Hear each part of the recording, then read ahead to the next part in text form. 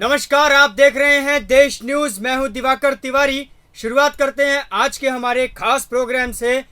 मुसलमानों को दिया मोदी ने मोदी मित्र का मंत्र। देश की 14% मुस्लिम आबादी को विपक्षी पार्टियों का सबसे मजबूत बैंक माना जाता है, लेकिन अब बीजेपी ने इनमें से भी सेंध लगाने के लिए एक अनूठी रणनीति तैयार की है। अगले लोकसभा चुनाव के लिए पार्टी ने ऐसी 65 सीटें तलाशी हैं जहां मुस्लिम आबादी 30% या उससे अधिक है। वहां मोदी मित्र के जरिए बीजेपी हर मुसलमान के घर तक मोदी सरकार की नीतियों का संदेश पहुंचा रही है।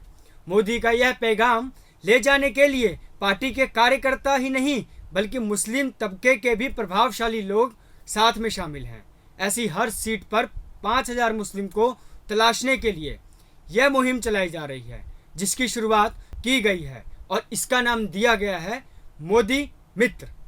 मुस्लिम बहुल 65 जिलों में मोदी मित्र दिलाएंगे और बीजेपी को जीत हासिल कराएंगे। जी हां, वहीं इस अभियान की शुरुआत जैसा कि हमने आपको बताया 25 अप्रैल को हो गई है। इसकी शुरुआत करने का आखिर क्या मकसद है?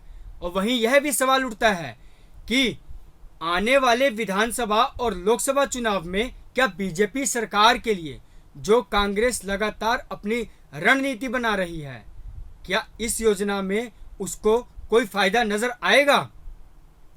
मोदी मित्र योजना, जैसा कि हमने आपको बताया कि पिछले महीने 25 अप्रैल को इसकी शुरुआत की गई थी, जो आने वाले लोकसभा चुनाव तक इस अभियान को चलाया भी जाएगा। वैसे आपको बता दें कि बीजेपी ने 15 मार्च से ही सूफी संवाद महाअभियान की भी। चलिए बात करते हैं अगले साल 2024 की। लोकसभा चुनाव में अपनी जीत सुनिश्चित करने के लिए भाजपा ने मुस्लिम मतदाताओं को रिझाने के लिए विशेष योजनाएं बनाई हैं।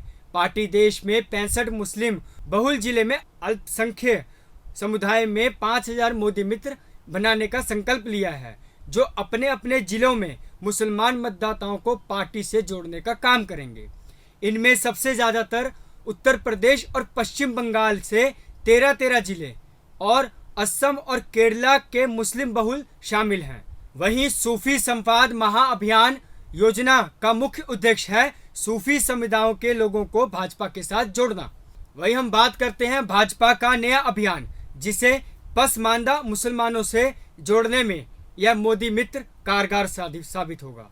चलिए बताते हैं यह किस तरह से कारगर सिद्ध होता है। जैसे कि आपको पता है कि अगले साल 2024 में लोकसभा चुनाव के लिए जो रणनीतियां भाजपा मुसलमान वोटरों के लिए बनाने की तैयारी कर रही है, जिनमें खास तौर पसमानदा मुसलमानों के लिए यह अभियान भी चलाया जा रहा है। अपनी टीम में मुसलमानों को 12वें खिलाड़ियों की तरह इस्तेमाल करने के लिए भारतीय जनता पार्टी एक बार फिर उन्हीं की शरण में नतमस्तक होने के लिए तैयार है, क्योंकि आम चुनाव आने वाले हैं। गौर करने वाली बात यह भी है कि जिस भाजपा के खेमे में एक भी मुस्लिम सांसद नहीं है, एक भी मुस्लिम विधायक नहीं है, जो पार्टी खुले तौर पर 80 बनाम 20 के जरिए चुनाव लड़ती है, वो मुसलमानों से वोट मांगेगी भी तो क्या कहकर।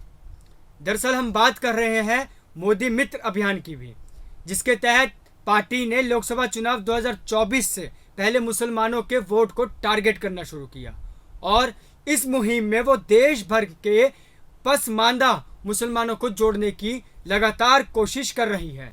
ऐसे में सबसे पहले बात करेंगे कि पसमानदा कौन है, इन्हें मुस्लिम के किस वर्ग में रखा जाता है। वैसे तो आप सभी जानते हैं कि इस्लाम वर्गीकरण का विरोध करता है, लेकिन शिया सुन्नी की तरफ हिंदुस्तान में जमीन स्तर पर यह 3 वर्गों में बटे हैं। पहला वर्ग अशरफ और दूसरा वर्ग अजलाफ और तीसरा अल अरजाल। चलिए बात करते हैं अशरफ के बारे में, अशरफ वर्ग के बारे में। अशरफ में आती है मुसलमानों की पावरफुल जातियां। यह आर्थिक और सामाजिक दोनों तौर पर संपन्न होते हैं, यानी अगर आर्थिक नहीं तो सामाजिक तौर पर तो संपन्न हैं। और इनमें आते हैं पठान, शेख, मिर्जा, मुगल और सैयद। इसके बाद हम बात करते हैं अजलाफ के बारे में। अजलाफ मध्य वर्ग का माना जाता है, जैसे राइनी जो सब्जी बेचते हैं और मोमिन यानी बुनकर। फिर बारी आती है अर्जाल की। यह आर्थिक और सामाजिक तौर पर कमजोर जातियां मानी जाती हैं। इन जातियों में शामिल लोग साफ सफाई, चप्पल जूते सिलने, चमड़े के जुड़े काम इत्यादि करते हैं। इन्हीं जातियों में शामिल लोग खुद को पसमानदा भी कहते हैं। वैसे तो पसमानदा शब्द का अर्थ ही इसकी स्थिति बयां करता है। वैसे फारसी में इसका मतलब होता है जिन्हें पीछे छोड़ दिया गया हो, मतलब पिछड़ा, दलित, आदिवासी, मुस्लिम खुद को पसमानदा कहते हैं। लेकिन क्यों भाजपा ने टारगेट कर रही है, चलिए जानते हैं। कहा जाता है कि देश भर में मुस्लिम के भीतर पसमानदा के आबादी करीब 80% है। यही कारण है कि भाजपा सीधे तौर पर इन्हें टारगेट कर रही है। इसी को लेकर भाजपा अपने मोदी मित्र अभियान की शुरुआत 10 मई से भी कर रही है। वहीं इस अभियान के मुताबिक भाजपा अल्पसंख्यक मोर्चा के लिए राष्ट्रीय अध्यक्ष जमाल सिद्दीकी ने भी हाल ही में एक बयान दिया है और उन्होंने अपने बयानों में कहा कि अभियान के तहत 3,25,000 मुस्लिम मोदी मित्र देश भर में 65 मुस्लिम बहुल लोकसभा क्षेत्रों में प्रधानमंत्री मोदी के साथ केंद्र की मुस्लिम कल्याणकारी योजना का प्रचार करेंगे। प्रचार के लिए चुने गए क्षेत्रों में 30% से ज्यादा मुस्लिम वोटर हैं। इनमें उत्तर प्रदेश, बंगाल के 13, केरल के 8, असम के 6, जम्मू कश्मीर के 5, बिहार के 4, मध्य प्रदेश के 3, महाराष्ट्र, दिल्ली, गोवा, तेलंगाना, हरियाणा के 2 और लद्दाख, लक्षद्वीप और तमिलनाडु के 1 लोकसभा क्षेत्र शामिल हैं। सिद्दीकी के बयान के मुताबिक अभियान के तहत यह भी बताया जाएगा कि भाजपा सरकार की सभी योजनाओं का लाभ बिना भेदभाव के मुसलमानों को मिल रहा है। एक लोकसभा क्षेत्र में 5,000 मुस्लिम मोदी मित्र भी रहेंगे, जिसमें डॉक्टर, इंजीनियर, वकीलों जैसे गैर राजनीतिक व्यक्ति शामिल होंगे। जैसे कि आप जानते हैं, देश में ज्यादातर कांग्रेस की सत्ता रही है। तब उन लोगों ने पसमानदा मुसलमानों के लिए कुछ खास नहीं किया, लेकिन अब जो नरेंद्र मोदी की सरकार कर रही है उसकी सराहना करते हैं। पसमानदा मुसलमान का मतलब सिर्फ जाति से ही नहीं बल्कि इनकी आर्थिक स्थिति को भी समझना होगा। अगर बात पिछले साल की जाए तो अगस्त में भाजपा के हैदराबाद अधिवेशन के दौरान मुसलमानों में पेट बनाने के लिए प्रधानमंत्री नरेंद्र मोदी ने एक इशारे में बात की थी। पार्टी अक्टूबर 2022 में यूपी में पसमानदा मुसलमानों से जुड़ने का प्रयास भी कर रही थी।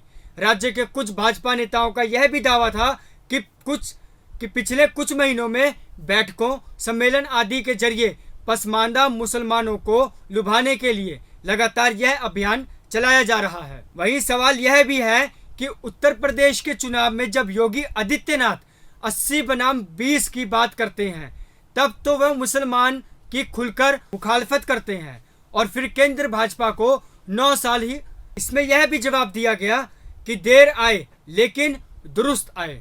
और रही यूपी में योगी आदित्यनाथ की बात, तो उस राज्य में यह उनकी राजनीति को सूट भी करता है, इसीलिए वो ऐसा कर रहे हैं।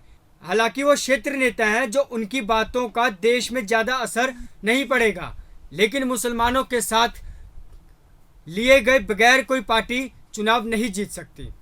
वहीं इस पसमानदा अभियान को लेकर अवधारणाएं भी सामने आई हैं। अलीगढ़ मुस्लिम यूनिवर्सिटी के प्रोफेसर साइद अली नदीम ने इसको समझाना भी चाहा और उन्होंने यह कहा कि भाजपा जब से पावर में आई है सिर्फ धार्मिक समुदायों के सहारे ही चुनाव लड़ती है, बल्कि संविधान में कहीं नहीं लिखा कि मजहब का इस्तेमाल इस तरह से किया जाए। यह लोग हर समाज का गलत तरह से इस्तेमाल करते हैं, जैसे में हमारे कोर्ट्स, जांच एजेंसियों की जिम्मेदारी है कि इनको संज्ञान में लें। साथ ही उन्होंने यह भी कहा और यह सवाल भी किया कि लोग एक जगह कम्युनिटी के खिलाफ बयान देते हैं और दूसरी तरफ उन्हें लालच भी दे रहे हैं, ऐसे बरगलना सही नहीं है। वहीं प्रोफेसर साइद ने यह भी कहा, हिंदू हो या मुसलमान अपने वोट तरीके से देता है। वैसे अगर उत्तर प्रदेश की बात की जाए तो यूपी के मुस्लिमों में बड़े तबके को समाजवादी पार्टी का सबसे मजबूत बैंक माना जाता है, जबकि बंगाल में ममता बनर्जी की तृणमूल कांग्रेस में सबसे बड़े समर्थक हैं। जाहिर है कि भाजपा अपनी इस रणनीति के जरिए सपा और टीएमसी के इस मजबूत किले को भेजना चाहती है। बीजेपी की कोशिश यह भी है कि इन सीटों पर अगर कुछ फीसदी मुसलमान वोट भी मिल जाए तो बड़ा उलटफेर कर सकते हैं। हालांकि लोकसभा की कुल सीटें 543 हैं और 80 सीटें ऐसी भी हैं जहां मुस्लिम आबादी 20% से अधिक है, जबकि 65 सीटों पर 30% से ज़्यादा मुस्लिम हैं। अगर आंकड़ों की बात की जाए तो साल 2019 में लोकसभा चुनाव में बीजेपी ने 20% से ज़्यादा वाली कुल 80 सीटों में से 58 सीटों पर जीत हासिल की थी, जबकि 22 सीटों पर उन्हें हार का मुंह देखना पड़ा था। अब बीजेपी की निगाह उन्हीं 22 सीटों पर सबसे ज़्यादा टिकी हुई है। इन्हें भी कैसे अपनी झोली में लाया जाए, इस तथ्य के इनकार नहीं किया जा सकता कि बीजेपी को मुस्लिम बहुल सीटों पर साल 2014 के चुनाव में ही जीत मिलनी शुरू हुई थी, जिसका श्रेय मोदी के चेहरे और अमित शाह की रणनीति को दिया जाता है।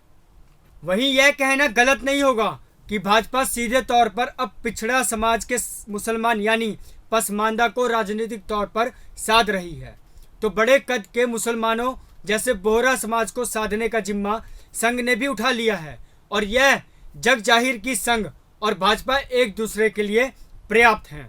खैर, इन सबसे दूर भले ही भाजपा 2 राज्यों से मुसलमान के लिए 2 अलग अलग तरह से बात करे, लेकिन उसे पता है कि अब चुनाव लोकसभा के हैं, यानी बात देश की है, तो बगैर मुसलमानों को जोड़ कुछ नहीं हो सकता। यही कारण है कि पहली बार किसी नगरीय चुनाव में ऐसा हुआ है जब भाजपा के तकरीबन 350 मुसलमान उम्मीदवार चुनाव मैदान में उतरे हैं, वो भी उत्तर प्रदेश में जहां 80% लोकसभा सीटें आती हैं। उसमें से भी इनमें प्रयागराज, वाराणसी, गोरखपुर, लखनऊ, झांसी, आगरा, फिरोजाबाद और मथुरा नगर निगम शामिल हैं। वहीं प्रधानमंत्री नरेंद्र मोदी के संसदीय क्षेत्र वाराणसी नगर निगम में भी भाजपा के 4 वार्ड में मुस्लिम समुदायों को पार्षद का टिकट दिया है। तो वहीं मुख्यमंत्री योगी आदित्यनाथ के क्षेत्र गोरखपुर में भी पार्षद का टिकट मुस्लिम समाज के लोगों को ही दिया गया है। लखनऊ के अलावा झांसी, आगरा और फिरोजाबाद, मथुरा में नगर निगम में भी भाजपा के इस पार्षद के पद पर अल्पसंख्यक समुदायों के उम्मीदवार चुनाव मैदान में उतार दिए गए हैं। वैसे यूपी स्थानीय निकाय के चुनाव में क्या भाजपा पसमानदा मुसलमानों को लुभा पाएगी? सबसे बड़ा सवाल यह भी उठता है, यानी साफ तौर पर यह बात है कि विधानसभा चुनाव चाहे जिन नारों और मुद्दों पर लड़े, लेकिन लोकसभा चुनाव राष्ट्रीय राजनीति के तहत ही लड़े जाएंगे, जिसमें ध्रुवीकरण तो होगा लेकिन वक्त के हिसाब से। वहीं देखा जाए तो पसमानदा आंदोलन एक सामाजिक विषय है जिसके 3 आयाम हैं, जिनमें पहला कानून है जिसके तहत पिछड़े वर्ग के पसमानदा को अनुसूचित जाति में शामिल करना है। वहीं दूसरा तरीका अगर राजनीति का देखा जाए तो जिसमें भाजपा की सराहनीय करनी होगी कि पसमानदा के विषय को फायदे के लिए ही सही लेकिन मुखरता से उठाया गया। इससे पहले सिर्फ जेडीयू के नीतीश कुमार ने भी ऐसा किया था। तीसरा यह है कि सामाजिक व्यवस्था जिसमें मुसलमानों के भीतर कुछ सुधार नहीं है, ये अपनी जातियों में बहुत उलझे हैं और सुधरने की कोई जद्दोजहद भी नहीं है। अब बात है कि भाजपा क्या पसमानदा की बात करती है, तो इसे ऐसे समझिए कि भाजपा के लिए वोट देने वालों की 3 कैटेगरी है। पहले वो लोग जो हिंदू के नजरिए के साथ हैं, यानी कर्तव्य और निष्ठावान वोटर। वहीं बात करेंगे दूसरे की तो वो जो वैचारिक तौर पर सहानुभूति रखने वाले वोटर हैं, लेकिन उनकी सहानुभूति कर्तव्यवान या निष्ठावान नहीं होती। वहीं बात करेंगे तीसरे की, जिन्हें हम फ्लोटिंग वोटर कह सकते हैं, यानी वो जिन्होंने अपना मन नहीं बनाया। अब अगर 2014 के बाद देखें तो भाजपा को कम्बिडेट और फ्लोटिंग वाले वोट ज़्यादा मिले हैं। जिस तरीके से लोकसभा चुनाव की तैयारियों के लिए भाजपा लगातार प्रयास कर रही है, जिस तरीके से लोकसभा चुनाव को लेकर भाजपा जद्दोजहद मेहनत कर रही है, पसमानदा अभियान के तहत यह मुसलमानों को टारगेट किया जा रही है। फिलहाल प्रोग्राम में बस इतना ही। बने रहिए देश न्यूज के साथ। अगली बार फिर एक ऐसे मुद्दे के साथ हाजिर होंगे। नमस्कार।